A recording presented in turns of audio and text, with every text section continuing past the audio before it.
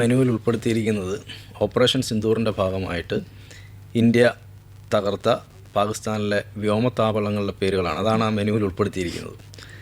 അത് ഈ മധുരപലഹാരങ്ങളുണ്ട്. മെയിൻ ആയിട്ടുള്ള ഡിഷ് എന്ന് പറയുന്നതും അതുതന്നെയാണ്. ചില പ്രധാനപ്പെട്ടതിൻ്റെ പേര് ഞാൻ വായിക്കാം.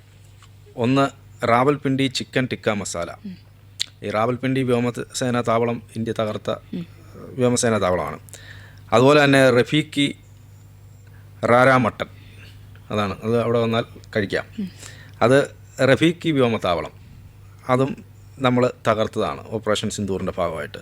ഫോലരി പനീർ മെത്തി മസാല, അത് ഫോലരി വ്യോമത്താവളമാണ്. പിന്നുള്ളത് സക്കൂർ ഷാം സവേര കോഫ്ത, അത് സക്കൂർ എന്ന് പറയുന്ന പാകിസ്ഥാൻ്റെ വ്യോമത്താവളം ഇന്ത്യൻ വ്യോമസേന ബോംബിട്ട് തകർത്തതാണ്. അതുപോലെ സർഗോദ ദാൽ മഖ്നി, അത് സർഗോദ വ്യോമത്താവളമാണ്. ജേക്കബാബാദ്, അത് ജേക്കബാബാദ് വ്യോമത്താവളം. ഇതിനകത്ത് മസൂദ് അസറിൻ്റെ താവളമുണ്ട്. അത് ഭവൽപൂർ നാൻ എന്ന് പറയുന്ന, അത് മസൂദ് അസറിൻ്റെ താവളമായിരുന്നു. അവിടെ നമ്മൾ ബോംബിട്ട് തകർക്കുകയും അയാൾ തലനാരിഴയ്ക്കാണ് രക്ഷപ്പെട്ടത്. അതുപോലെ തന്നെ ലഷ്കറിൻ്റെ താവളമുണ്ട്.